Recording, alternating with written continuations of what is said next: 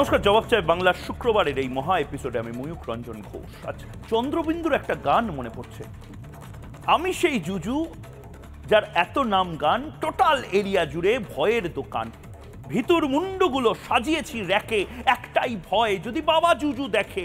জুজু জুজু আমাকে থাবা দিও না, জুজু জুজু তুমি তো জুজু শোনা।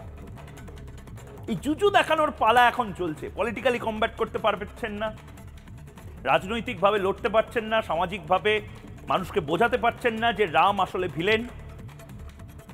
রামকে যতবার ভিলেন সাজিয়েছেন ততবার নিজের ভোট কমেছে, মানুষের থেকে জনবিচ্ছিন্ন হচ্ছেন। এবার অস্ত্র জুজু জুজু আমাকে থাবা দিও না, জুজু জুজু তুমি তো জুজু শোনা। এই জুজু দেখানোর পালা এবার তৃণমূল কংগ্রেস শুরু করেছে। প্রধানমন্ত্রী নরেন্দ্র মোদী, আবারও বলছি, প্রধানমন্ত্রী নরেন্দ্র মোদী ম্যাচের আগে যেভাবে ওয়ার্ম আপ করে নিয়েছেন, ম্যাচের আগে যেভাবে স্ট্রাইকিং রেট রিফ্লেক্ট করাচ্ছেন, যে পরিমাণ গোল দেওয়ার সম্ভাবনা তৈরি হচ্ছে, বিরোধীরা বুঝতে পারছে যে প্রধানমন্ত্রী নরেন্দ্র মোদীকে এভাবে কমব্যাট করা যাবে না, এভাবে ঠেকানো যাবে না। নরেন্দ্র মোদী যা যা বলেছিলেন তাই তাই করে 2024-এ পরীক্ষায় বসতে চলেছেন। আর অন্যদিকে রাহুল গান্ধী, মমতা বন্দ্যোপাধ্যায়, অখিলেশ যাদব, অরবিন্দ কেজরিওয়াল, যিনি আবার ঠকঠক করে কাঁপছেন বোধহয়, 5 বার সমর এড়িয়েছেন, হেমন্ত সোরেন, মুখ্যমন্ত্রীদের এই মুহূর্তে ঠকঠক করে ভয়। পরীক্ষায় বসবেন কি, পরীক্ষার আগেই জ্বর চলে আসছে, পাছে ফেল করে যান। প্রধানমন্ত্রী নরেন্দ্র মোদী বলেছিলেন কাশ্মীর 307, 370 অনুচ্ছেদ বাতিল হয়েছে। প্রধানমন্ত্রী নরেন্দ্র মোদী বলেছিলেন রাম মন্দির হবে, হয়েছে। নরেন্দ্র মোদী বলেছিলেন যে ভারতকে 5 ট্রিলিয়ন ইকোনমির দিকে পৌঁছানোর লক্ষ্যমাত্রা স্থির হবে, হচ্ছে।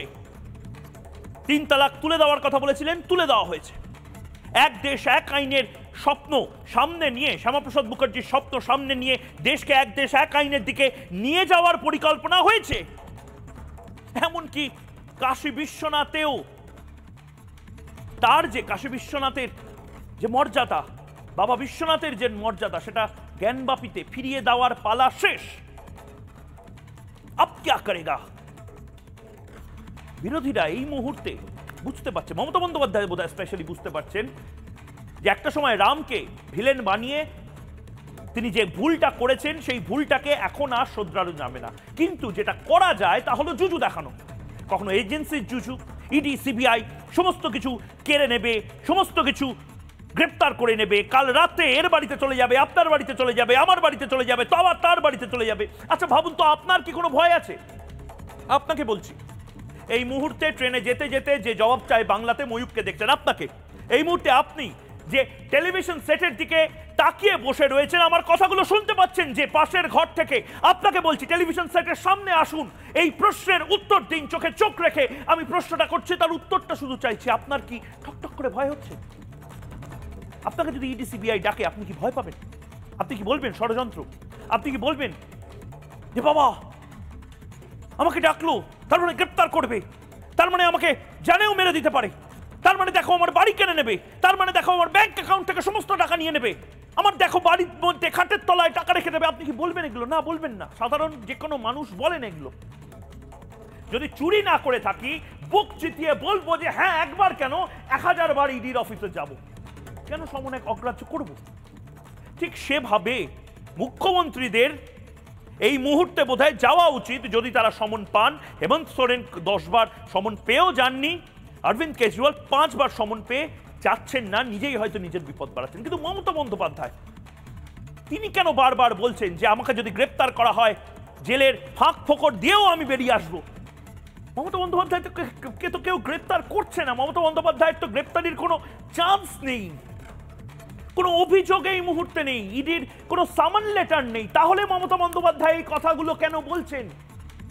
এবং তার পাশাপাশি মমতা বন্দ্যোপাধ্যায় জুজু দেখাচ্ছেন।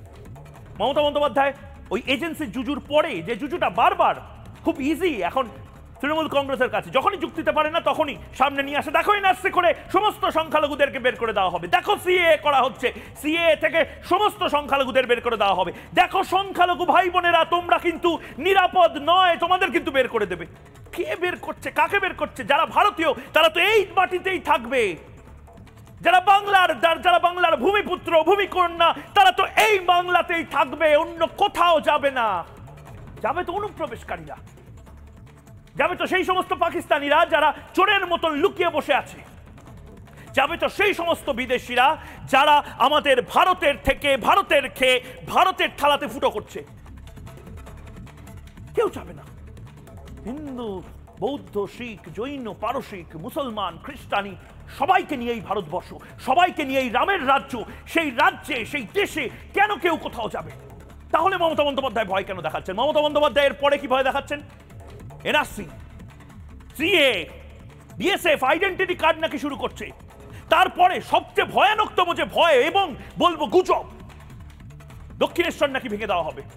দক্ষিণেশ্বরে স্কাই স্ক্র্যাপার শুনেছিলাম, এখন স্কাই ওয়াক, সেই স্কাই ওয়াক নাকি ভেঙে দেওয়া হবে। মানে চারদিকে একটা ভয়ের বাতাবরণ তৈরি করো, চারদিকে একটা আতঙ্কের বাতাবরণ তৈরি করো। আসলে সেটা কি ব্যালেন্স করার চেষ্টা? মানে ধরুন আমার ভয় লাগছে, তৃণমূল কংগ্রেসের ভয় লাগছে, এবার আমার এই ভয়টা আপনাকেও শেয়ার করলাম। আমি জানতাম আনন্দ ভাগ করে নিলে সেই আনন্দ বাড়ে, ভালো খবর ভাগ করে নিলে সেই ভালো খবরের যে মিষ্টত্ব সেটা বাড়ে। তৃণমূল কংগ্রেস তো নিজের আতঙ্ক ভাগ করে নেওয়ার চেষ্টা করছে বাংলার মানুষের সাথে, নিজের আতঙ্ক। ইডি সিবিআই প্রতিদিন তৃণমূল কংগ্রেসের নেতাদের বাড়িতে এসে ঠকঠক করে দরজা নাড়িয়ে বলছে অবনী বাড়ি আছো। তৃণমূল কংগ্রেস সেই ভয়টাকে বোধহয় কিছুটা প্রশমিত করবার জন্য বলছে দেখো ইডি সিবিআই তোমাদের বাড়িতে চলে যাবে। তৃণমূল কংগ্রেসকে হয়তো বাংলার মানুষ বিতাড়িত করবে এই বাংলা থেকে রাজনৈতিকভাবে ভোটে লড়ে, ভোট দিয়ে। আর তৃণমূল কংগ্রেস বলছে দেখো তোমাদেরকে সবাই বের করে দেবে। কেন বের করবে ভাই? আর জবাব চায় বাংলা ঠিক এই জায়গাটা ধরে যে রাজনৈতিকভাবে প্রথমেই ভোটের আগেই হেরে গেছে, রাজনৈতিকভাবে কমব্যাট করতে না পারলে শেষ যে ভয়ঙ্কর অস্ত্রটা রয়েছে সেইটা বের করো, গুজব ছড়াও, জুজু দেখাও। আর যদি জুজু দেখানোর পালা শেষ হয়ে যায় তবে হিন্দু মুসলিম এমন একটা ন্যারেটিভ সেট করো যে সংখ্যালঘুরা ভয়ে থাকবে, আতঙ্ক সৃষ্টি হবে তাদের মধ্যে যে বাবা সত্যি কি আবার আমাদের বের করে দেওয়ার চেষ্টা হবে, সত্যি কি আমরা আতঙ্কে আছি, সত্যি কি আমাদের ভয়ের কারণ আছে এই ভারতে, এই বাংলাতে। এটাও তো একটা ক্রিমিনাল অফেন্স, মানুষকে আতঙ্কে রাখাটাও তো একটা ক্রিমিনাল অফেন্স, টেরারাইজ করে রাখাটাও তো একটা ক্রিমিনাল অফেন্স, গুজব ছড়ানোটাও তো একটা ক্রিমিনাল অফেন্স, ভুল ব্যাখ্যা দেওয়াটাও তো একটা ক্রিমিনাল অফেন্স, ইনস্টিগেটিং কমেন্ট করাটাও, প্ররোচনামূলক বক্তব্য রাখাটাও তো জনসমক্ষে একটা ক্রিমিনাল অফেন্স। তাহলে তৃণমূল কংগ্রেসকে কেন অভিযুক্ত করা হবে না এই সমস্ত ধারায়? আজ তার জবাব বাংলার মানুষ চায়। শুরুতেই 120 সেকেন্ডের মধ্যে এই প্রতিবেদন এবং তারপর এক এক করে তৃণমূল কংগ্রেসের মুখপাত্র এবং প্রত্যেকের জন্য এই চ্যালেঞ্জটা রইল। সঙ্গে থাকুন। প্রথমেই চলে এলো বাংলায়, ও করবে হিন্দু আর ও করবে মুসলিম, আর আমরা হিন্দু মুসলিম খ্রিস্টান হয়েও আমরা সব বাদ। এটা হতে পারে না। লোকসভা ভোটের খুব বেশি দিন বাকি নেই, তা বেশ বোঝা যাচ্ছে। না, প্রচার বা দেওয়াল লিখন দিয়ে নয়, বরং তৃণমূল নেত্রীর একের পর এক ভয় ধরানো বক্তব্যে। ভোটের বাঁচতেই ফের মমতার মুখে এনআরসি সিএ প্রসঙ্গ। শুধু কি তাই, দক্ষিণেশ্বর মন্দিরের স্কাইওয়াক, সংখ্যালঘুদের কথাও প্রতিটি সভায় শোনা যাচ্ছে তৃণমূল নেত্রীর মুখে। আর এজেন্সিকে, বিএসএফকে গালমন্দ করা তো নিত্য নৈমিত্তিক ব্যাপার। প্রয়োজনে গুজব ছড়াতেও হয়তো পিছপা হবে না শাসক দল। কত টিকটিকি গিরগিটিয়ার আসবে, 156টা টিম এসছে। আমাদের এখানে একটা কিছু হলে সব কমিশন চলে আসছে। ইলেকশনের সময় যত সিআরপিএফ পাঠায়, বিএসএফ পাঠায়, সিআইএসএফ পাঠায়, সব রাখতে হয় আমাদের। কি দরকার? ওই টাকা দিয়ে তো আরো আমাদের অনেক পুলিশ রিক্রুট হতে পারতো। তাহলে কি সত্যি ভয় পাচ্ছেন তৃণমূল নেত্রী? কেন সাধারণ মানুষকে এভাবে ভয় দেখাচ্ছেন তিনি? এইসব ড্রামাবাজি করে ভোটের জন্য করছে। কারণ কোচবিহার থেকে রানাঘাট পর্যন্ত, ভাত জংলা পর্যন্ত হেঁটে দেখেছেন বাজার খুব খারাপ। নাগরিকত্ব কারা নয়, প্রদান করা হয় সিএএ এর মাধ্যমে। দক্ষিণেশ্বরের স্কাইওয়াক নিয়ে অবস্থান স্পষ্ট করেছে রেল। দুর্নীতি করলেও মুখ্যমন্ত্রীকেও যে রেয়াত করা হয় না, ঝাড়খণ্ডে দেখিয়ে দিল ইডি। এবার বাকি থাকলো সংখ্যালঘুরা। রাম মন্দির নিয়ে রাজনীতি করে হিন্দু ভোটারদের ইতিমধ্যে চটিয়েছেন তৃণমূল কংগ্রেস নেত্রী। তৃণমূলে মোহভঙ্গ হয়েছে সংখ্যালঘুদেরও।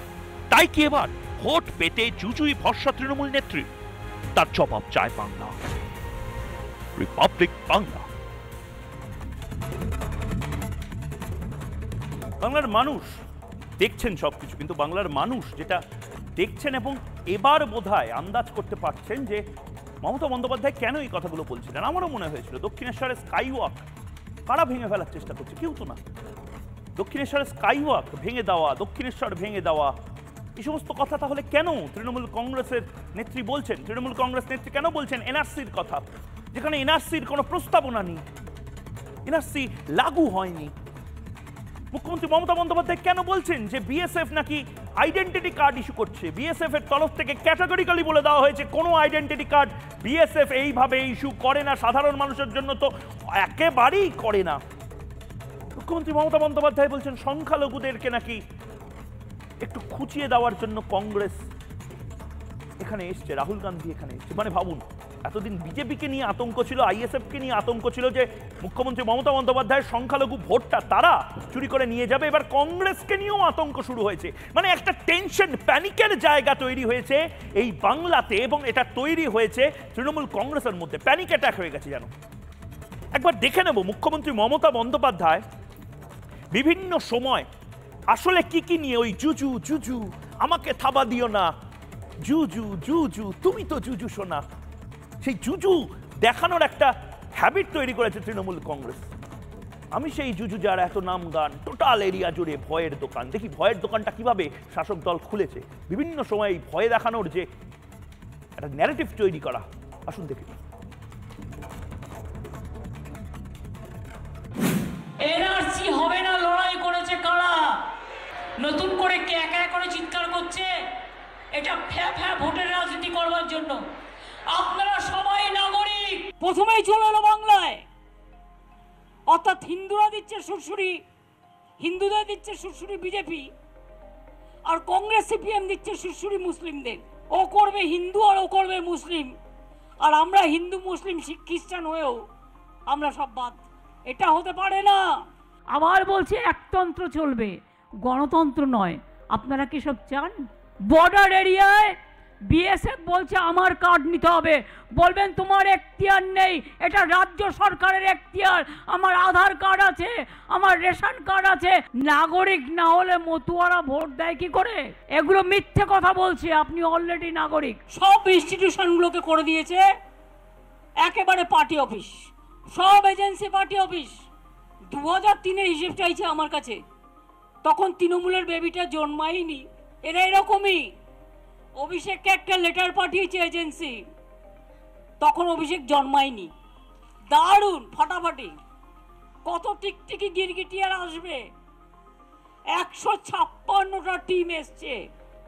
আমাদের এখানে একটা কিছু হলে সব কমিশন চলে আসছে। যারা এই মুহূর্তে রয়েছেন তাদের সাথে আলাপ করিয়ে দিয়ে রয়েছেন দুজন বিজেপি মুখপাত্র, রয়েছেন শঙ্কর ঘোষ বিজেপি বিধায়ক, এবং রয়েছেন রাজশ্রী লাহিড়ী বিজেপি মুখপাত্র, রয়েছেন অনির্বাণ ব্যানার্জি অন্যদিকে আইনজীবী, অরিন্দম আচার্য প্রাক্তন পুলিশ কর্তা রয়েছেন, দীপাঞ্জন চক্রবর্তী প্রাক্তন ইন্টেলিজেন্স কর্তা রয়েছেন। আমি প্রত্যেকের কাছে যাব, কিন্তু শুরুতেই আমি অনির্বাণের কাছে যেতে চাই। অনির্বাণকে প্রশ্ন করতে চাই অ্যাকচুয়ালি, অনির্বাণের কি মেডিকেল বা শাসক দলের কি মেডিকেল অ্যাসিস্ট্যান্স লাগবে কিনা? তোমরা কি প্যানিক মোডে, মানে প্যানিক অ্যাটাক হয়েছে তোমাদের? তোমরা জুজু দেখাচ্ছ কেন? ভীষণ প্যানিক অ্যাটাক হয়েছে। 2021-এর আগে এরকম প্রোপাগ্যান্ডার সামনে ভয়ঙ্কর প্যানিক অ্যাটাক হয়েছিল। তার ফলাফল হচ্ছে জুজু গানটা যাদের, সেই চন্দ্রবিন্দুটা বিজেপির বাংলা দখল করা স্বপ্নের ওপর লেগে গেছিলো, যার ফলে এরকম প্যানিক অ্যাটাক হলে অসুবিধা কিছু নেই। 21-এর আগে প্যানিক অ্যাটাক যদি মনে করো হয়েছিল, আবার হচ্ছে, আবারও 24-এর আপকি বার মোদী সরকারের স্বপ্নের মাথায় আবার চন্দ্রবিন্দু লেগে যাবে, চিন্তা করো। কিন্তু আমাকে একটা কথা বলো অনির্বাণ, মানে আমি একদম ভেঙে ভেঙে আজকে বলছি তোমাকে, আমি 4টে প্রতিক্রিয়া মমতা বন্দ্যোপাধ্যায় শোনালাম, স্পিচ শোনালাম। 1, এনআরসি হচ্ছে কেউ জানে না তোমরা বাদে। 2, দক্ষিণেশ্বর স্কাই ওয়াক, সেই স্কাই ওয়াক নাকি ভেঙে দেওয়া হচ্ছে, দক্ষিণেশ্বর ভেঙে দেওয়া হচ্ছে। এত বড় স্টেটমেন্ট দিয়ে দিলে তোমরা, তৃণমূল কংগ্রেস দিল। রেল ক্যাটাগরিক্যালি বললো যে এই ধরনের কোনো প্রস্তাবনা নেই, মানে থাকবে কেন? প্রথমত চাপে পড়ে ভারতের রেল তোমাদের ক্ষেত্রে চাপে পড়ে এই ধরনের জিনিসগুলো এখন করবে, রাজনৈতিক চাপে পড়ে। আসলে কি তোমাদের এনআরসি বলেনি ময়ূক, এনআরসির কেউ জানে না নাকি এনআরসি জানে না হবে কি হবে না, দেখাও না কোন কাগজ বলছি। অমিত শাহ বলে একজনের নাম আছে, যদি শুনে থাকো, ভারতের স্বরাষ্ট্রমন্ত্রী, তিনি পার্লামেন্টে যা বলেন সেটাকে যদি গুরুত্ব বলে যে ওটা দেওয়া উচিত নয়, কাগজ কোথায়? কাগজ কোথায়? অমিত শাহকে জিজ্ঞাসা করো কাগজ কোথায়। তোমরা তো কাগজ নেই দিখাएंगे করো। এনআরসি হচ্ছে, কাল সকালবেলা এনআরসি লাগু হয়েছে, কাগজ কোথায়? দক্ষিণেশ্বরে স্কাইওয়াক ভেঙে দেওয়া হচ্ছে, কাগজ কোথায়? বিএসএফ আইডেন্টিটি কার্ড ইস্যু করছে, আইডেন্টিটি কার্ড কোথায়? বিএসএফ পর্যন্ত ক্যাটাগরিক্যালি রিজেক্ট করছে। মানে একটা মিথ্যার একটা বেলুন ফুলিয়ে তোমরা যেভাবে পারছো পলিটিক্যালি কমব্যাট করতে পারছো না বলে এই ধরনের কমব্যাট করবে, মানে এটা একটা ফেয়ার প্লে হলো অনির্বাণ? আচ্ছা বেশ, অমিত শাহ কি কাগজপত্র ছাড়াই পার্লামেন্টে ঘোষণা করেছিলেন এনআরসি হবে, তারপর সিএটা হবে? সেটা বোধহয় অনেকের ভয়ের কারণ হতে পারে। এনআরসি হবে বলেননি বোধহয়, সিএটা হবে। যে মতুয়া সম্প্রদায়ের মানুষকে তোমরা অবহেলা করেছো তারা বিজয় উল্লাস করবে। মানে মতুয়া সম্প্রদায়ের মানুষ দেশের নাগরিক নন তো? অবশ্যই। তার পাশাপাশি তাদেরকে এতদিন ধরে অবজ্ঞা করে অবহেলা করে রাখা, এবং তাহলে তৃণমূল কংগ্রেস কেন সেই ধর্মতলার মিছিলে গেছে? দুটো জিনিস বলি। প্রথম হচ্ছে এনআরসির কথা অমিত শাহ বলেছিলেন সংসদে দাঁড়িয়ে, হ্যাঁ কি না, এটার উত্তর দিও এক। দ্বিতীয়ত সিএএ করে তো নাগরিকত্ব দেওয়া হবে, এটাই বলেছে তো? মতুয়ারা যারা আমাদের বাংলায় রয়েছেন বা দেশের অন্য প্রান্তেও রয়েছেন, তারা কি ভারতবর্ষের নাগরিক, হ্যাঁ কি না? বেশ, এর পাশাপাশি দক্ষিণেশ্বরেরটা, বিএসএফ এরটা না, প্রথম দুটো বলে নাও, তারপর আসছি। না, আমি সেগুলো বলবো। তুমি এই দুটো আগে বলো যে এই যে তোমাদের তো সিএএ নিয়ে একটা গোটা 1 ঘন্টার অনুষ্ঠান করলেও কম পড়ে যাবে, তোমাদের এনআরসি নিয়েও 1 ঘন্টার অনুষ্ঠান করলে কম পড়ে যাবে। তুমি আমাকে বলো, এটা একটা লং ডিবেট, কিন্তু আমাকে বলো দক্ষিণেশ্বর ভেঙে দেওয়া হবে, এই ধরনের কথাবার্তা কেন তোমরা প্রচার করো? রেলের তরফ থেকে, তুমি নিজে আইনজীবী, ইনস্টিগেটিং কমেন্ট করলে কি হতে পারে পাবলিক লাইফে তুমি নিশ্চয়ই ধারা জানো। হ্যাঁ জানি। তাহলে তৃণমূল কংগ্রেসের নেতা মন্ত্রীদের বিরুদ্ধে সেই ধারা লাগু হবে না কেন? তাহলে আগে বলো সায়ন্তন বসুর বিরুদ্ধে হয়নি কেন? কে সায়ন্তন বসু? আমি রাজ্যের মুখ্যমন্ত্রী, পুলিশ মন্ত্রী, জানি তার নাম মমতা বন্দ্যোপাধ্যায়। পুলিশ মন্ত্রী নিজে যদি এই ধরনের কথা বলেন, তোমার গ্যারান্টি দিচ্ছি, একদিন তুমি বলবে কে নরেন্দ্র মোদী, তোমার গ্যারান্টি দিয়ে গেলাম। দ্বিতীয়ত, তুমি বিএসএফ এর কথা বলছো তো, যে আই কার্ডের কথা নিয়ে এত বিতর্ক হচ্ছে, ক্যাটাগরিক্যালি রিজেক্ট করেছে বিএসএফ। আমরা কোনো আই কার্ড ইস্যু করি না। বলছি আই কার্ড ইস্যু করে কি করে না, আই কার্ডের প্রমাণ প্রশাসনিক কর্তাদের হাতে ছিল যখন মুখ্যমন্ত্রী মঞ্চ থেকে বক্তব্যটি রেখেছিলেন, এবং লাস্টে জানাই, হ্যাঁ চ্যালেঞ্জ করছে না, বিএসএফ বলছে আমরা কোনো আই কার্ড ইস্যু করি না। আই কার্ড কেন ইস্যু করা হবে? পুলিশ কি করছে? মানে বিএসএফ স্টেটমেন্ট তোমরা এমন একটা সিচুয়েশন তৈরি করছো যেখানে ইডি, সিবিআই এবং বিএসএফই হয়তো একটা সময় গোটা রাজ্যকে নিয়ন্ত্রণ করবে, কারণ কি বাংলার পুলিশ কিছু করছে না, চোর ধরতে পারছে না। ইডি, সিবিআই এবং বিএসএফ নিয়ন্ত্রণ করার যতই স্বপ্ন দেখুক, আবার ওই স্বপ্নের ওপর চন্দ্রবিন্দু লেগে যাবে। 2024 নির্বাচনটা হোক, এই বিএসএফ তার যেটা কাজ সেটা করবে। আই কার্ড ইস্যু করা, মানুষকে গুলি করে মারার যে অভিযোগ ওঠে, এইগুলি আর করবে না। ইডি এবং সিবিআই তারাও নিরপেক্ষভাবে তদন্ত করবে, তখন তুমিই বলবে কে নরেন্দ্র মোদী। বেশ, আমি রাজস্বী লাহিড়ির কাছে যাবো। রাজস্বী, তৃণমূল কংগ্রেসের কি এটা পুরনো হ্যাবিট, মানে ওল্ড হ্যাবিট, যে একটা গুজব ছড়িয়ে দাও এবং তারপর তার থেকে যতটা পারা যায় ডিভিডেন্ড নাও? মানে এটা একটা সময় সিপিআইএমের নেতারা বলতেন, সিপিআইএম মুখপাত্ররা এখানে নেই যদিও, যে নন্দীগ্রাম থেকে শুরু করে বিভিন্ন জায়গাতেই গুজবটা ছড়িয়ে দাও, কেমিক্যাল হব হবে, দেখো এখানে মেরে ফেলা হচ্ছে, দেখো এখানে সংখ্যালঘুদেরকে বের করে দেওয়া হচ্ছে, তারপর তার রাজনৈতিক ডিভিডেন্ড নাও। এভাবে পলিটিক্স, এভাবে ফেয়ার পলিটিক্স চলে? ময়ূকদা, প্রথমেই আমি রিপাবলিক বাংলার দর্শকদেরকে বলবো, যাদের প্রত্যেকের কাছে আধার কার্ড আছে, আপনারা আপনাদের আধার কার্ডটা বার করে পেছনে দেখে নেবেন কি লেখা আছে। Aadhaar is proof of identity, not citizenship. To establish identity, authenticate online. ভারতবর্ষের নাগরিকত্বের কোনো রকম কোনো কার্ড, কোনো কিছু এখনও অবধি কারুর হাতে কিন্তু নেই। আমরা জানি না কেন এই ধরনের কথাগুলি বলি, এ ধরনের ভাষাগুলো। রইল কথা এনআরসির কথা, পার্লামেন্টে কোন বিল টেবিল হয়েছে লোকসভার ওয়েবসাইট থেকে আরম্ভ করে কোথাও কি কি পয়েন্ট আছে কেউ বলতে পারবেন না, কারণ হাওয়া গরম করতে হবে। হ্যাঁ, এনআরসির কথা আমরা বলেছি, এনআরসি হবে, কিন্তু এনআরসি কিসের ভিত্তিতে হবে, কোন পয়েন্ট হবে, তাই নিয়ে কোথাও কোনো লেখা নেই, কিন্তু হাওয়াটা গরম করতে হবে, তাই জন্য তাদের করা।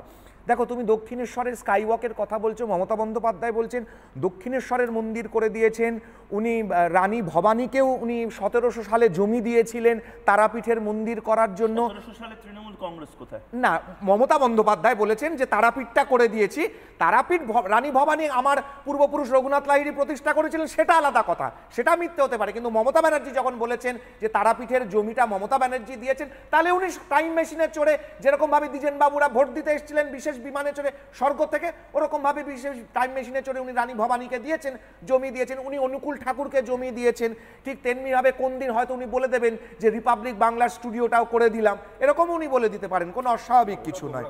যাই হোক, এবার মমতা ব্যানার্জির মিথ্যে কথার ব্যাপার। মমতা ব্যানার্জি মিথ্যে কথা বলেন না, এটা কিভাবে প্রমাণ করবে? কোনো প্রমাণ নেই, কারণ মমতা ব্যানার্জি মিথ্যে কথাটাই শুধু বলতে জানেন। ডবল ডবল চাকরি হবে, ডবল ডবল চাকরিটা ওই আলাপন বন্দ্যোপাধ্যায়ের মতন লোকেদের, কিছু লোকেদের হয়েছে, আর কারুর হয়নি। 100% কাজ করে দিয়েছি, ক্ষমতায় আসার 1 মাসের মধ্যে বলে দিলেন 1 বছরের মধ্যে 100% কাজ নাকি হয়ে গেছে। ব্রিটিশ আমলে যে কাজগুলো হয়নি সেগুলোও উনি করে দিয়েছেন। তো যাই হোক, এবার রইল কথা 2014 সালের 31শে ডিসেম্বর অবধি যে পূর্ব পাকিস্তান, পশ্চিম পাকিস্তান, আফগানিস্তান, বিভিন্ন দেশ থেকে যারা ধর্মীয় কারণে নিপীড়িত হয়ে, অত্যাচারিত হয়ে ভারতবর্ষে এসেছেন, সেই দেশের সংখ্যালঘু সম্প্রদায়রা, তাদেরকে নাগরিকত্ব দেওয়া হবে, এটাই তো মোদ্দা সিএ এর আইন। না, তাহলে এটাকে নিয়ে এত জলঘোলা করার কি আছে? রাজস্বী, হয় তৃণমূল কংগ্রেস বলছে, বা তোমরা বলছো, বা সাধারণ মানুষ বলছে, কারণ এই যে এনআরসি করে সবাইকে বের করে দেওয়া হবে, এই যে দক্ষিণেশ্বরের স্কাই ওয়াক ভেঙে দেওয়া হবে, এই যে বিএসএফ, এই যে সংখ্যালঘুদের জন্য, মানে আমি বলছি যে এই মিথ্যা কথাগুলো বলার প্রয়োজনীয়তাটা কি? এটা মিথ্যা কথার থেকেও বড় কথা হচ্ছে এটা মিসচিভিয়াস বলে লিগাল, আমি জানি না অনির্বাণ, এটা মিসচিভিয়াস অ্যাক্ট বলা যেতে পারে কি? আমি কারণটা বলছি, এটা বলা যেতে পারে না, আমি কারণটা বলে দিচ্ছি। 2011 সালের ভোটের যে নির্বাচন, তার ফর্ম 20 দেখে নাও। সংখ্যালঘু সম্প্রদায়ের কতখানি ভোট মমতা বন্দ্যোপাধ্যায় পেয়েছিলেন এবং সংখ্যাগুরু সম্প্রদায়ের কতখানি ভোট পেয়েছিলেন। সংখ্যাগুরু সম্প্রদায়ের ভোট বেশি ছিল, সংখ্যালঘু সম্প্রদায়ের ভোট কম ছিল। সেই অঙ্কটা 2021 সালে গিয়ে মমতা বন্দ্যোপাধ্যায় 30-এ ছাঁকা 30 পেয়েছেন, ফর্ম 20 দেখে নাও, এবং সংখ্যাগুরুর ভোটটা কমে গিয়ে 10%-এ চলে এসেছে টোটাল 40% ভোটের মধ্যে মমতা বন্দ্যোপাধ্যায়। আজকে দাঁড়িয়ে পরিষ্কারভাবে মমতা বন্দ্যোপাধ্যায়ের পায়ের তলা থেকে মাটি সরে গেছে এবং সংখ্যালঘু সম্প্রদায় বকটুই, দলুয়াখাকি, জয়নগর, নাকাশিপাড়ায়, বিভিন্ন জায়গায় মরছে তৃণমূল, মারছে তৃণমূল। সংখ্যালঘু সম্প্রদায় সবথেকে বেশি অত্যাচারিত, সবথেকে বেশি পীড়িত, এবং তারাই হত্যা হচ্ছে তৃণমূলের দ্বারা। তো এই সংখ্যালঘু সম্প্রদায়ের ভোটটা যদি আজকে মমতা বন্দ্যোপাধ্যায়ের পায়ের তলা থেকে চলে যায়, আর 10% সংখ্যালঘু, একদম গোদা বসায় বলছি হিন্দু ভোট, আদিবাসী মুখ্যমন্ত্রী নিয়েও বলা হয়েছে, নেই কোনো ভোটই নেই মমতা বন্দ্যোপাধ্যায়ের কাছে, কোনো ভোট নেই। উত্তরবঙ্গ, পশ্চিমাঞ্চল, কোনো ভোট নেই। সেইটা বুঝতে পেরেই কি আমি অনির্বাণের থেকে 10 সেকেন্ড শুধু কথা বলে দিচ্ছি, অনির্বাণরা সেইটা বুঝতে পেরেই কি আসলে এই মিথ্যাচারের রাজনীতিটা শুরু করলো, জুজু দেখানোর রাজনীতি? আমি তোমার চ্যানেলে দাঁড়িয়ে আগেও বলেছি, আরেকবার বলছি, আমি চ্যালেঞ্জ করে যাচ্ছি, যদি মমতা বন্দ্যোপাধ্যায় এই বক্তব্য শোনেন এবং পশ্চিমবঙ্গ রাজ্য পুলিশের ডিজি এই বক্তব্য শোনেন, এই টেলিভিশন চ্যানেলে এইখানে রাত 8টায় একদিকে বিএসএফ এর ডিরেক্টর জেনারেল বসবে, একদিকে পশ্চিমবঙ্গ রাজ্য পুলিশের ডিরেক্টর জেনারেল বসবে, ডেটা নিয়ে কতগুলো চোর, চিটিংবাজ, ছ্যাঁচড়াদেরকে বিএসএফ ধরে নিয়ে রাজ্য পুলিশের হাতে দিয়েছে এবং রাজ্য পুলিশ তাদের এগেইনস্টে অ্যাকশন নিয়েছে, তাদেরকে জেলে ঢুকিয়েছে না ছেড়ে দিয়েছে, তার ডেটা নিয়ে বসবে, সব ছেড়ে দিয়েছে। অনির্বাণ 10 সেকেন্ড নাও, আমি তারপরে শঙ্করদার কাছে যাব। অনির্বাণ, এটা হতে পারে একটা দেশের একটা অঙ্গরাজ্যের মুখ্যমন্ত্রী বা শাসক দল তারা ক্রমাগত দেশের যে সিস্টেম তাকে চ্যালেঞ্জ করছে, দেশের বিএসএফকে চ্যালেঞ্জ করছে, বর্ডার সিকিউরিটি ফোর্স তাদের এলিট এজেন্সিগুলোকে চ্যালেঞ্জ করছে, প্রিমিয়ার এজেন্সিগুলোকে চ্যালেঞ্জ করছে, সিবিআইকে চ্যালেঞ্জ করছে, ইডিকে চ্যালেঞ্জ করছে, এনআইএকেও চ্যালেঞ্জ করছে। মানে তোমরা দেশের কোনো সিস্টেম মানবে না, দেশের বাইরে চলে যেতে চাও, দেশটাকে ভেঙে দিতে চাও। আচ্ছা, বিজেপির বিরুদ্ধে কথা বলা মানে যদি দেশের বিরুদ্ধে যাওয়া হয়, অ্যাকর্ডিং টু ইউ, বিএসএফ কি এক হলো? এক্ষেত্রে এক হয়ে গেছে, তো এক হয়ে কাজ করলে আমরা কি করব? বিএসএফ হোক, ইডি হোক, সিবিআই হোক, তারা যদি বিজেপির প্রত্যক্ষ নির্দেশে কাজ করে, বিজেপি সরকারের কথা বলছি না, তাহলে সেক্ষেত্রে বলতেই হবে। নাগরিকত্বের প্রশ্ন এক লাইন নাগরিকত্বের প্রশ্নে রাজর্ষির আধার কার্ড দেখালেন, তো খুব ভালো করেছেন। দয়া করে রাজর্ষি বলে দিন, কোন ডকুমেন্টের ভিত্তিতে আমরা নাগরিক, নাকি আমরা কেউই নাগরিক নই? যদি না হয়ে থাকি তাহলে ভোটটা দিই কেন? তাহলে আমরা নাগরিক নই কিন্তু ভোট দিচ্ছি, এটা কি ধরনের ফ্যালাসি? আর যদি নাগরিক হয়ে থাকি, আপনি, আমি, ময়ূর, যারা যারা আইনজীবী হয়ে যদি এই প্রশ্নটা আমাকে আপনি দেখালেন আমরা কি নাগরিক? আমরা কি নাগরিক? আইনজীবী হয়ে করছি না, তাহলে আপনি যখন জানেন না তখন সেটা জানি না, আপনি বলুন। কোনো ব্যাপার নেই, বাবা জানি না বলেই তো জানাবেন, জানি না বলেই তো জানাবেন, আপনি জানান। তাহলে আপনি আইনজীবী, তাহলে আপনি প্র্যাকটিসটাই বন্ধ করে দিন, জানান। গোটা ভারতবর্ষের মানুষ জানেন, যেটা বলার বলে দিয়েছি। এটা সময় নষ্ট করার নাগরিক, তার মানে জায়গা আপনিও জানেন না। এটা তো সময়। আমি দুজনকেই থামাচ্ছি। আমি শঙ্কর ঘোষের কাছে যাব, একদম শঙ্কর ঘোষের কাছে যাব, কিন্তু শঙ্কর ঘোষের কাছে যাওয়ার আগে আমি একবার চেষ্টা করব আবার দেখানোর কি ডেঞ্জারাস একটা কমেন্ট, যেটা যে কেউ, আমি করলে, শঙ্কর ঘোষ করলে, হয়তো আপনি করলে জেলও হয়ে যেতে পারে। এতক্ষণে হয়তো পুলিশ চলে আসতো। মুখ্যমন্ত্রী কি বলেছিলেন দক্ষিণেশ্বর নিয়ে, এবং তার পাল্টা মেট্রো রেল এবং পূর্ব রেল, তার পাল্টা কি বলেছে একবার শুনে নিন। আবার বলে কিনা দক্ষিণেশ্বর মন্দিরে স্কাই ওয়াক ভেঙে দেবে। আমি বলি আমার বুকের পাটা থাকতে আমি হাত দিতে দেব না। আমাদের স্কাইওয়াক ভেঙে দেওয়ার রেলের তরফ থেকে কোনো স্টেটমেন্ট কোনো অফিসিয়াল ইস্যু করেনি। আমরা কখনোই চাই না, রেলওয়ে চাই না কখনোই যে স্কাইওয়াক ভেঙে দেওয়া হোক। কোনো আমাদের জমি দরকার নেই। এটা কিছুটা হলেও রিউমার বলে আমি মনে করি, একটা ভ্রান্তি ছড়ানো হচ্ছে।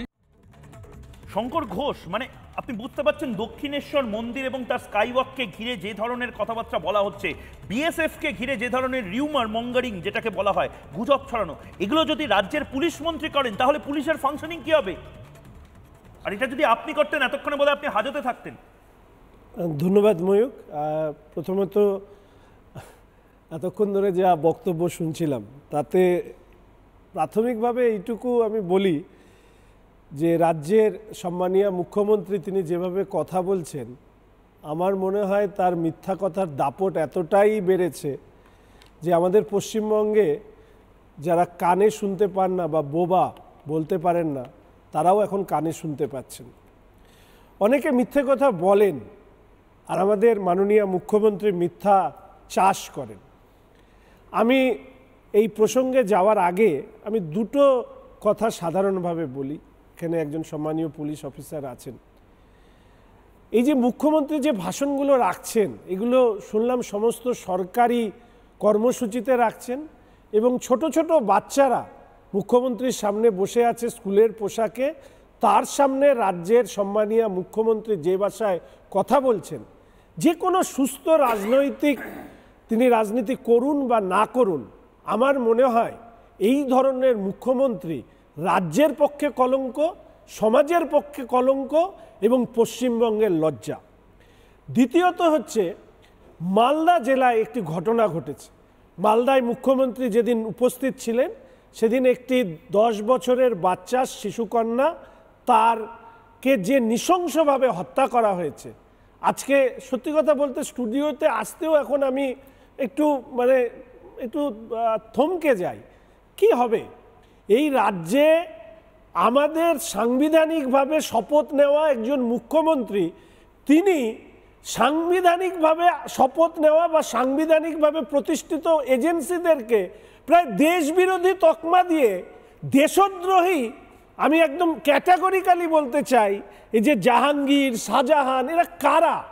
আমার খুব দুঃখ হয় সংখ্যালঘু মানুষদের জন্য, যে এদেরকে ভোট ব্যাংক বানানোর জন্য এই জাহাঙ্গীর, শাহজাহান, আরাবুল, এদের মতন মানুষকে এই মুখ্যমন্ত্রী এই গণতান্ত্রিক পরিসরে নির্বাচিত করে সরকারিভাবে প্রশাসন এবং পুলিশকে ব্যবহার করে এদেরকে লুকিয়ে রাখা শুধু নয়, এই সংখ্যালঘু মানুষ সহ সীমান্তবর্তী অঞ্চলের মানুষদের উপর যে ব্যাপক অত্যাচার চালাচ্ছে, তার কিছু কিছু ছবি আজকে কিন্তু মানুষের সামনে ফুটে উঠছে। সংখ্যালঘু মানুষরা মুখ্যমন্ত্রীর হিজাবের চেহারাতে হয়তো মুগ্ধ হয়েছেন, কিন্তু আজ নয় কাল আমার এই বিশ্বাস আছে যে সীমান্তবর্তী অঞ্চলের মানুষ বুঝতে পারবে এই মুখ্যমন্ত্রী কিভাবে প্রতারিত করেছে। আর যে প্রগতিশীলরা কথা বলেন বিভিন্ন ধরনের, আমি তাদেরকে বলবো যে আজকের দিনে দাঁড়িয়ে তারা একটু সীমান্তবর্তী জায়গায় যান, তাহলে বুঝতে পারবেন যে কি অবস্থায় পশ্চিমবঙ্গ পৌঁছেছে। দক্ষিণেশ্বরের প্রসঙ্গে আমি বলবো যে তাপসী মালিক, আপনাদের নিশ্চিতভাবে মনে আছে সিঙ্গুরের সেই ঘটনা, সেইখান থেকে আজকের এই মমতা ব্যানার্জির এই রাজনীতি, পুরো রাজনীতিটাই তিনি করেছেন মিথ্যাচারের উপরে। দুর্ভাগ্য চম্পলা সর্দার, আমাদের আপনাদের মনে আছে রাইটার্সের মধ্যে জ্যোতি বসুর ঘরের সামনে তিনি একজন ডিফেন্ডাম মহিলার নিয়ে গিয়ে সেখানে একটা নাটক করেছিলেন। তো এই যে অসংখ্য উদাহরণ রয়েছে, উনি আমার মনে হয় মমতা ব্যানার্জি পশ্চিমবঙ্গের রাজনীতিতে যে স্থান সম্মান অর্জন করেছেন, উনি যখন প্রস্থান করবেন তিনি পশ্চিমবঙ্গের রাজনীতি নয় ভারতের রাজনীতিতে একটা কলঙ্কজনক অধ্যায় এবং একজন ধিকৃত মুখ্যমন্ত্রী হিসাবে তিনি প্রস্থান করবেন। আর আমি অনির্বাণকে শুধু একটাই ছোট্ট কথা বলবো, আমি একজন ভারতীয় জনতা পার্টির বিধায়ক। অনির্বাণ, তুমি একজন লয়ার, সারা ভারতবর্ষের রাজনীতির খোঁজ রাখো। 3 থেকে ভারতীয় জনতা পার্টি 77-এ পৌঁছেছে এই পশ্চিমবঙ্গ বিধানসভায়, মাত্র 3 জন সদস্য ছিল, আর কংগ্রেস বামপন্থীরা 0-এ পৌঁছেছে। এই যে উত্থান, অর্থাৎ কিছু নেই থেকে বিরোধী দলে পরিণত হওয়া, অনির্বাণ তোমাকে আমি নিশ্চিত করতে চাইছি যে চন্দ্রবিন্দু ভারতীয় জনতা পার্টির স্বপ্নের উপরে পড়বে না। তৃণমূল কংগ্রেসের রাজনৈতিক দল, তার মাথার উপরে চন্দ্রবিন্দু পড়ে যাবে 2026 সালে। যারা এআইটিসি থেকে টিসিতে পরিণত হয়েছে আর টিসির পরে পিসিতে পরিণত হবে, এটা শুধু সময়ের অপেক্ষা। তুমি মিলিয়ে নিও। আজকে স্টুডিওর মধ্যে দাঁড়িয়ে এই কথা তোমাকে বলে গেলাম। কিন্তু তার পাশাপাশি আপনি কি সেই জন্য সিপিএম ছেড়ে বিজেপিতে গেলেন? দেখো, ব্যক্তিগতভাবে তুমি এই সমস্ত, আমি তোমাকে সম্মান দিয়ে বলেছি, তুমি অভদ্র, তাই জন্যই তুমি এই কথাটা বলতে পারলে। অভদ্র, আমি তো বললাম, I categorically accused you, you were অভদ্র। গায়ে লাগলো কি? গায়ে লাগলো? আমি বললাম তো, কোনটা ভুল বললাম? এটা অভদ্র ছেলে, কোনটা ভুল বললাম? ফিনিশ বেশ। আমি দীপাঞ্জন চক্রবর্তী, একদম অনির্বাণ, আমি দুজনকেই থামাচ্ছি। দিতে পারো না, অভদ্র ছেলে বলে কোনটা ভুল বললাম? আমি ঠিক এই জায়গা কোনটা বলো না। 3 থেকে 77 বিজেপি হয়েছে, সিপিএম এর থেকে ভুল করেছিলেন। 3 থেকে 77 বিজেপি আমি তো বললাম আপনি সিপিএম থেকে বিজেপিতে গেছেন, আমি কি ভুল বললাম? লেগেছে বিজেপি, সিপিএম এর থাকাটাকে আপনার ভুল ছিল। সেই দলে তুমি চামচাগিরি করো, ফলে এই ধরনেরই কথা বলি। আমি দুজনকেই থামাচ্ছি। আমি একবার দীপাঞ্জন চক্রবর্তীর কাছে যেতে চাই। একদম ওই হিজাব টুপি পরিয়ে ধর্মনিরপেক্ষতা অসহস্ত ছাড়ো। তুমি সিপিএম করো, তুমি সিপিএম করো, তুমি সিপিএম করো। আপনি ছাড়লেন কেন? একদম তোমাকে প্রশ্নের উত্তর দেওয়ার দায়িত্ব হবে। দেবেন না, তাহলে বলুন আমার উত্তর নেই। এই তো বললাম, বলবেন উত্তর নেই। সেটা আপনি যেমন আপনি তেমনই বলবেন। অভদ্র বলে রুচিশীলতা বজায় রাখো না। তোমাকে সম্মান দিয়ে বলেছি বিজেপি 3 থেকে বিজেপিতে গেছেন, হ্যাঁ কি না? তোমাকে উত্তর দেবো নাকি? 77 থেকে আবার আমি ঠিক এই জায়গাটাই ধরছিলাম যে পলিটিক্সের জায়গাটা কমে যাচ্ছে।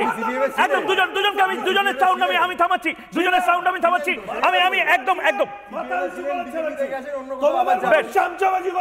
বেশ, আমি দীপাঞ্জন চক্রবর্তীর কাছে যেতে চাই। দীপাঞ্জন চক্রবর্তী, এতক্ষণ আপনি দেখলেন মানে যে কথাটা শঙ্কর ঘোষও বলছিলেন যে পলিটিক্যালি কমব্যাট না করলে হয় ব্যক্তিগতভাবে আক্রমণ করো, বা জুজু দেখাও, বা একটা ভয়ের বাতাবরণ তৈরি করো। মুখ্যমন্ত্রী কি প্যানিকড, বা মুখ্যমন্ত্রী কি আতঙ্কে আছেন? আমি একটা শুধু প্রতিক্রিয়া মুখ্যমন্ত্রীর কালকে শোনাবো এবং তারপর আপনার উত্তরটা নেব।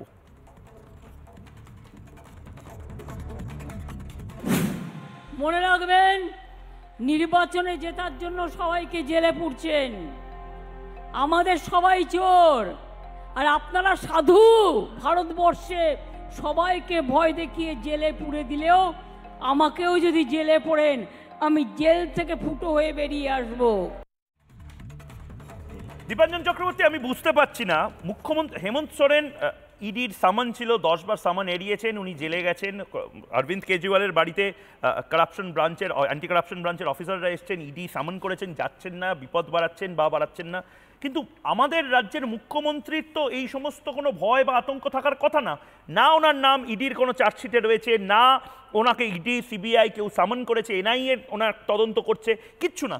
তাহলে কেন এই ধরনের কথা বলা? মুখ্যমন্ত্রীর আতঙ্ক কি হচ্ছে?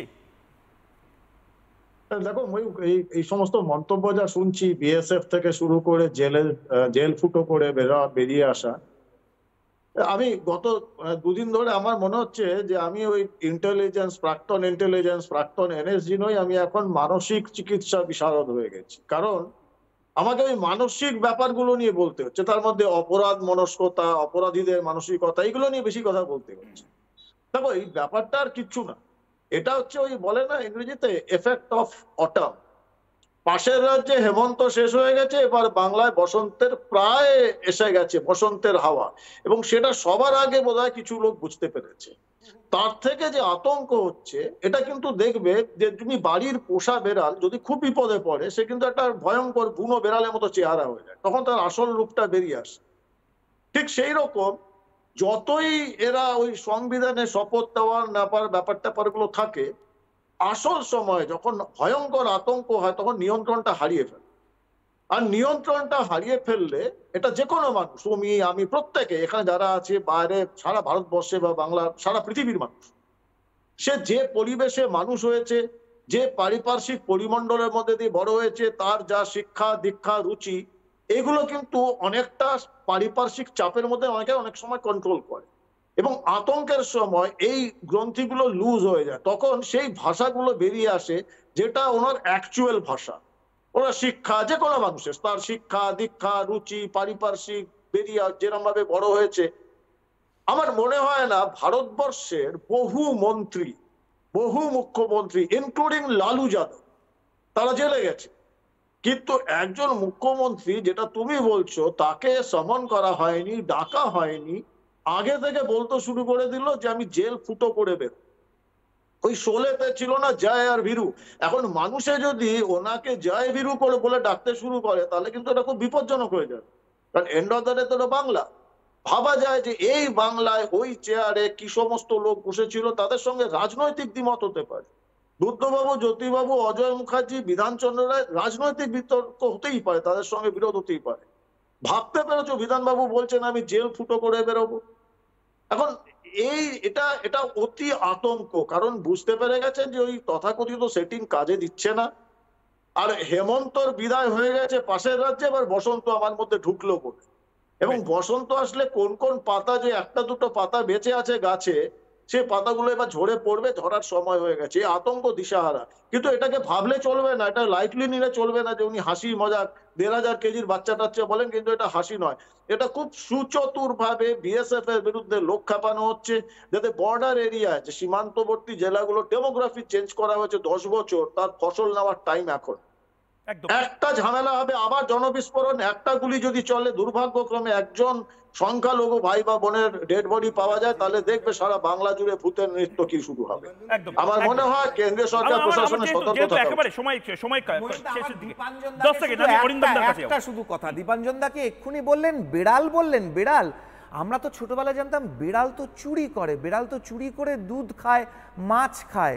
দুধ মানে গরু, আর মাছ মানে কি ওই মাগুর মাছ? আমি জানি না দীপাঞ্জন দা কি বলতে চাই।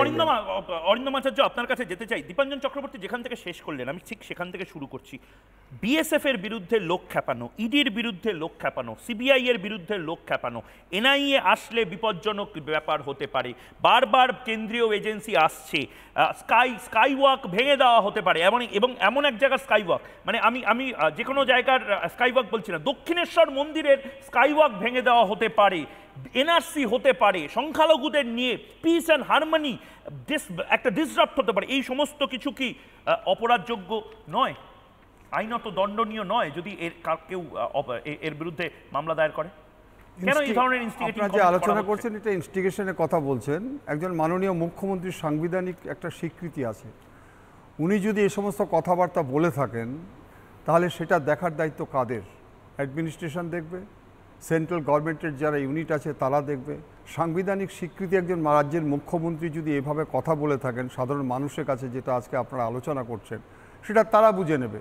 কিন্তু আমি আপনাকে আজকে বলছি, দেখুন ময়ূকবাবু, মনে কিছু করবেন না, আধার কার্ড নিয়ে যখন নাকি শুরু হয়েছিল তখন আপনি দেখেছেন যে কি পরিস্থিতিটা হয়েছিল, এবং সেই সময় আমার প্র্যাকটিক্যাল এক্সপিরিয়েন্স বলছি, আমি যখন বিদেশ মানে প্রথম আমি বাংলাদেশ যাই, আমি আধার কার্ড করিয়েছিলাম, কিন্তু কোনো অবস্থাতেই আমাদের পুলিশের থেকে সমস্ত কিছু সব তথ্য দিয়েছিলাম, কিন্তু ওখানকার যারা আরপিএফ ছিল তারা বলল আধার কার্ড না দিলে আপনাকে ভিতরে ঢুকতে দেওয়া হবে না। আপনি বলুন, পরবর্তীকালে আমি আধার কার্ড দিয়ে আমি ঢুকতে হচ্ছিল। আজকে আমি বলি, এই আধার কার্ড দিয়ে আপনি আজকে যে কোনো জায়গায় আপনি যান, প্লেনে যান, ট্রেনে যান, এমনকি ব্যাংকের সমস্ত কাজকর্ম কিন্তু আধার কার্ড। যারা প্রতিবাদ করেছিল সেই সময় তারা কিন্তু প্রতিবাদকে মানুষকে খেপিয়ে দিয়ে তারা কিন্তু প্রথমেই কিন্তু আধার কার্ড করে ফেলেছিল। আজকে বিএসএফ নিয়ে যে আলোচনাটা করছেন, আপনি আমাকে বলুন তো, মাননীয় মুখ্যমন্ত্রীকে যে বিএসএফ যে কার্ডটা দিয়েছিল তারা কখন পেয়েছিল? যদি পেয়ে থাকে তাহলে সেটা নিয়ে ইনকোয়ারি হয়েছে কিনা, কোথা থেকে পেল, কারা দিল? আপনি জানেন যে ডিআইজি বিএসএফ একটা প্রেস কনফারেন্স করেছে। He is an IPS officer, Indian police service through out India. একজন দায়িত্বশীল ডিআইজি বলছে যে এই ধরনের আমরা কোনো আইডেন্টি কার্ড আমরা ইস্যু করিনি। তারপরেও যদি আজকে এই কথা বলা হয়, কারণ আমি বিএসএফদের সাথে চাকরি করেছি, আপনি রায়গঞ্জ থেকে শুরু করে, আপনি রাধিকাপুর থেকে শুরু করে, চ্যাংড়াবান্ধা থেকে শুরু করে বিভিন্ন জায়গায় আমি চাকরি করেছি। বিএসএফদের সাথে কিন্তু লিয়াজও একটা থাকে, তারা কখনো কিন্তু অন্যায় মিথ্যা কথা বলতে পারে না, এবং লোকাল পুলিশ স্টেশনের সাথে কিন্তু সবসময় যোগাযোগ রেখে চলে। আজকে অনির্বাণবাবু একটা কথা বলেছেন মূল্যবান, সেটা না বললে নয়, যে ওখানে মার্ডার কেস, আপনি জানেন ইনসাইড অফ ইন্ডিয়া বা ওয়েস্ট বেঙ্গলে যদি আজকে ইললিগালি যদি বিএসএফ গুলি করে, তাহলে local police station is liable to start murder case. আমি আজকে মুর্শিদাবাদ, মালদা, কোচবিহার বিভিন্ন জায়গায় গিয়েছিলাম একটা ইনকোয়ারি করতে। কেন আজকে আপনি বলুন আমাকে, একটা দেখান যে local police station on the basis of the complain of any person আজকে বিএসএফ এর এগেইনস্টে মার্ডার কেস স্টার্ট করেছে? আপনি আমাকে বলুন কোথায় মার্ডার কেস স্টার্ট? যারা ইডিকে মারধর করেছে, শেখ শাহজাহানরা এখানে নিরাপদ, এবং ইডির অফিসার যারা মারধর, মাথা ফেটে গেল যাদের, তাদের বিরুদ্ধে উস্কানিমূলক বক্তব্য এই বাংলাতে রাখা হচ্ছে। প্লিজ বলুন, প্লিজ বলুন। আজকে আমি আপনাদের বলছি, শুনে নিন, যে ঝাড়খণ্ডের মুখ্যমন্ত্রীকে ধরলো, তাকে নিয়ে আজকে রাজ্য গভর্নর সাহেবের কাছে গেল, পিসি নিল, পিসি। একটা মুখ্যমন্ত্রীকে পাঁচ দিন পিসি নিয়েছে, কোথায় এডুকেশনাল প্রোগ্রাম? আর একজন কর্মী, তার জন্য আজকে যারা গেছে আজকে ইডি, তাদেরকে মারধর করা হচ্ছে, তাদেরকে আজকে মানে কি বলবো, তাদেরকে যেভাবে অপমানিত হয়েছে আজকে ইডি। সংবিধানের একটা স্বীকৃতি আছে, আপনি আমাকে বলুন, আজকে চন্দ্রবাবু নাইডু অ্যারেস্ট হয়েছে, আপনি একটা এডুকেশনের প্রোগ্রাম দেখাতে পারবেন কোথায় হয়েছে? আজকে বিভিন্ন জায়গায় যে সমস্ত মুখ্যমন্ত্রীদের অ্যারেস্ট করা হয়েছে, জয়ললিতাকে অ্যারেস্ট করা হয়েছে, লালু প্রসাদকে অ্যারেস্ট করা হয়েছে, আজকে কোথায় এডুকেশনাল প্রোগ্রাম? যেখানে বিএসএফ যাচ্ছে, যেখানে ইডি যাচ্ছে, আর ইডি মানে অরিন্দমবাবু আপনি একদম স্পষ্টভাবে বলছেন যে মুখ্যমন্ত্রীকেও গ্রেফতার করা যায়, মানে মুখ্যমন্ত্রীকেও গ্রেফতার করা যায়, মুখ্যমন্ত্রীকেও রেয়াত করা হবে না যদি মুখ্যমন্ত্রীর বিরুদ্ধে এই ধরনের অভিযোগ ওঠে। মানে এই জুজু ফুজু দেখিয়ে লাভ হবে না, কোনো ধরনের কোনো যদি অভিযোগ থাকে তাহলে সেটা তদন্ত করবে সেন্ট্রাল এজেন্সি। যারা সাধারণ মানুষ তারা বুঝতে পারবে যে কথাগুলো বলছে, যদি মিথ্যে হয়, যদি স্যালুট করবে, মিথ্যে হয় তারাই উত্তর দেবে। আপনি আমাকে আজকে বলুন না, আমি আপনাকে একটা কথা বলছি, শুনে নিন। বিএসএফ যে কথাটা আজকে বলছে যে চিফ মিনিস্টারের কাছে একটা আইডেন্টিটি কার্ড দিয়েছে, this is the subject matter to cause an enquiry by state government, state police. তারা কি ইনকোয়ারি করেছে যে এইটা কোথা থেকে এলো, কে দিল, কবে দিল, এবং এটা নিয়ে কি কোনো আজকে লিয়াজো নিয়ে মিটিং করা হয়েছে? আজকে মুখ্যমন্ত্রীকে দেওয়া হচ্ছে, এটা সিরিয়াস অফেন্স, কিন্তু আজকে ডিআইজি যখন বলছে আমরা দেইনি, তাহলে এটা অস্বীকার করতে পারে? অরিন্দম দা, আপনাকে আমি থামাচ্ছি। অরিন্দম দা, আমার সময় একেবারে শেষ, আপনাকে আমি থামাচ্ছি, কিন্তু এই মুহূর্তে ভোট, যে ভোট আমি করেছিলাম সেই ভোটের রেজাল্ট এই মুহূর্তে চলে এসেছে। জবাব চাই বাংলাতে আমি প্রশ্ন রেখেছিলাম, ময়ূকের প্রশ্ন ছিল জুজু দেখিয়ে পার হবে ভোট বৈতরণী। এই মুহূর্তে খুব খুব ইউনিক একটা রেজাল্ট এসেছে। বাংলার মানুষ হ্যাঁ বলছেন, 52% মানুষ হ্যাঁ বলছেন ভোটের বৈতরণী পার হয়ে যাবে। জুজু দেখিয়েই তৃণমূল কংগ্রেস ভোট বৈতরণী পার করবেন, এবং 48% মানুষ বলছেন পার হবে না। ঠিক তার উল্টোটা এবার আমি যাব, এটা ছিল এই মুহূর্তে ফেসবুকে, আমি এক্স স্যান্ডেলে যাব। এক্স স্যান্ডেলে এই মুহূর্তে স্ক্রিনে এক্স স্যান্ডেলে 50-50 ভাগ, 50% মানুষ বলছেন জুজু দেখিয়ে ভোট বৈতরণী পার হয় না, এবং 50% মানুষ বলছেন ভোট বৈতরণী পার হয়। ভাবার বিষয় এটা। সিমিলারলি ইউটিউবে এই মুহূর্তে ইউটিউবে সবচেয়ে বেশি মানুষ যারা লাইভ স্ট্রিমিং দেখছেন, 72%, 72% মানুষ বলছেন ভোট বৈতরণী পার হয়ে যাবে, এবং 28% মানুষ বলছেন না, পার হবে না। তার জন্য রাজনীতির প্রয়োজন। এবং আবারও একটাই কথা বলছি, রাজনীতিতে যদি জিততে না পারেন, জুজু জুজু আমায় থাবা দিও না, জুজু জুজু তুমি তো জুজু শোনা, তাতে জিতে যাবেন কি? আর সেই জেতাটা কি আদপে জেতা বলে? এই প্রশ্নটা দিয়ে আজকে জবাব চাই বাংলার এই বিতর্ক শেষ করলাম। একটা ছোট্ট বিরতি নিচ্ছি, বিরতির পর ফিরে আসছি আমি ময়ূক, সঙ্গে থাকুন।